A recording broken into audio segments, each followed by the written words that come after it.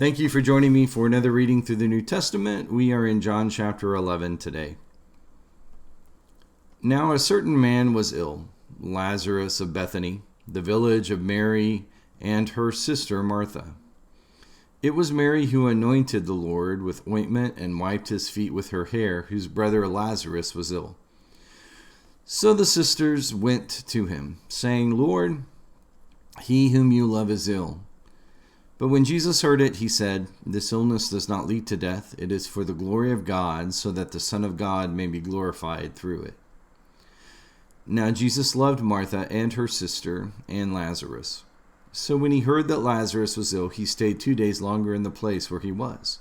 Then after this he said to the disciples, Let us go to Judea again. The disciples said to him, Rabbi, the Jews were just now seeking to stone you, and are you going there again?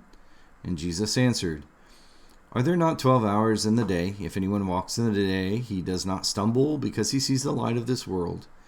But if anyone walks in the night, he stumbles because the light is not in him. After saying these things, he said to them, Our friend Lazarus has fallen asleep, but I go to awaken him. The disciples said to him, Lord, if he has fallen asleep, he will recover. Now Jesus had spoken of his death, but they thought he meant taking rest in sleep. Then Jesus told them plainly, Lazarus has died. And for your sake I am glad that I was not there, so that you may believe, but let us go to him.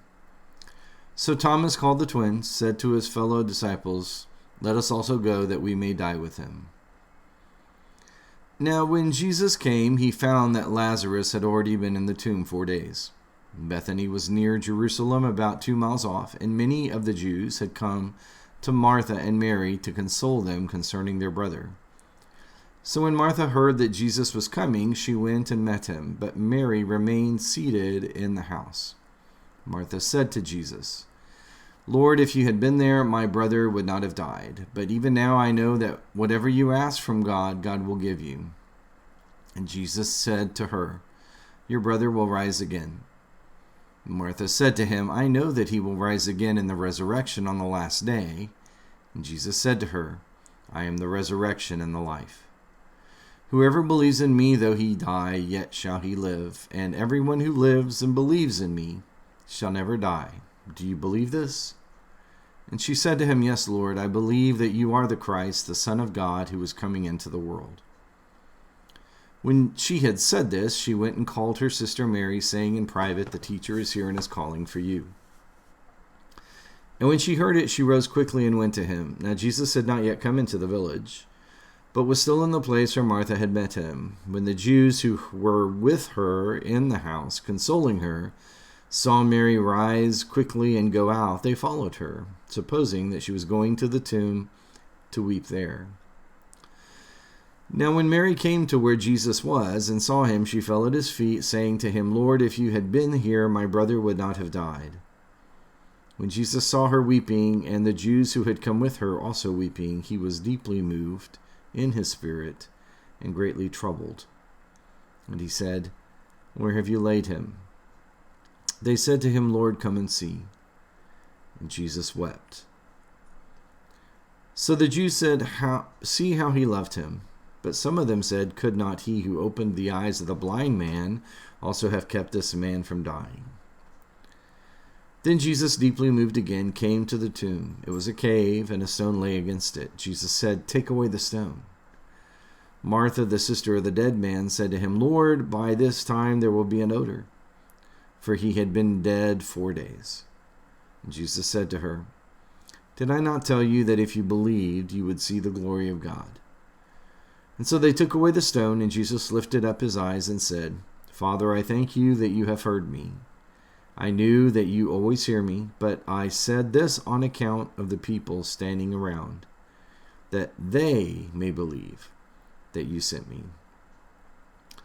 When he had said these things, he cried out with a loud voice, Lazarus, come forth! The man who had died came out, his hands and feet bound with linen strips, and his face wrapped with a cloth. Jesus said to them, Unbind him and let him go.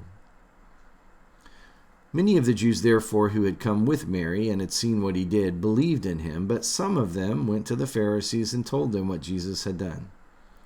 So the chief priests and the Pharisees gathered the council and said, "What are we to do? For this man performs many signs. If we let him go on like this, everyone will believe in him, and the Romans will come and take away both our place and our nation." But one of them, Caiaphas, who was high priest that year, said to them, "You know nothing at all, nor do you understand that it is better for you that one would die for the people, not that the whole nation should perish." He did not say this of his own accord, but being high priest that year, he prophesied that Jesus would die for the nation, and not for the nation only, but also to gather into one the children of God who are scattered abroad. So from that day on, they made plans to put him to death.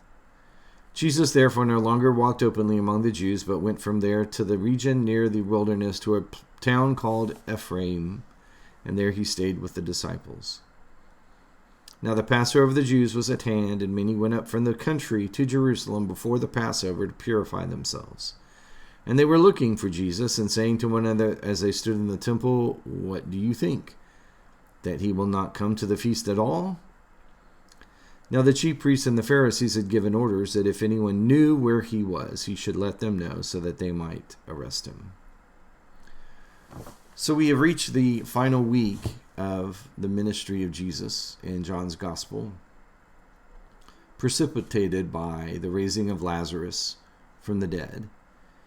And the people are clearly interested. Those who witness the raised Lazarus will believe, but some will report to the Pharisees, and again that will trigger in the Pharisees a desire to, or the Sadducees, the Sanhedrin, to put him to death. But the chapter really surrounds the theme of Jesus being the true resurrection and the life, that he came to this world to give us a sense of what our hope is really about. And it's interesting to me in verse 14, Jesus says plainly, "Lazarus has died, and for your sake I am glad that I was not there, so that you may believe, but let us go to him." He reminds them that he did make the choice. He stayed to linger so that he would not arrive until the fourth day after Lazarus' death. There would be no question in the minds of all who witnessed that Lazarus truly was dead after the fourth day to be raised, would vindicate and authenticate the claim that Jesus would be making in that sign, that he truly was the Son of God. But the interesting thing is that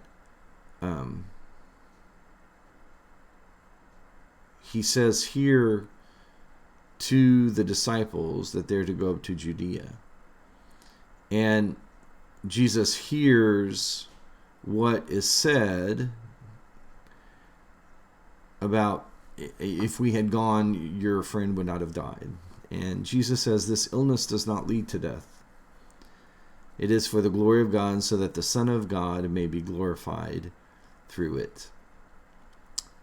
Which gives us this application to make as I wrap this up. It's a really big chapter to talk about a lot of things. But Jesus says that the illness that Lazarus had would bring the opportunity for Jesus to be vindicated. Clearly a friend, as the text tells us, that he loved Lazarus and his sisters. But this gave the opportunity for Lazarus, even in his death and now in his rising, to be able to glorify his friend, the Christ, the Son of God, who is Jesus, and to glorify God. The power of the chapter is to show you and me, and with some kind of sense of consistency, to know. Fearful as death may feel in our world, life in the Son is the only life that matters. And Lazarus would be raised again in the final day with us. But in this day, in John chapter 11, he's raised so that God would be glorified and people would know that Jesus was the resurrection and the life. Thanks for joining me. Join me again for another reading tomorrow through the New Testament, trying to make your weekdays strong.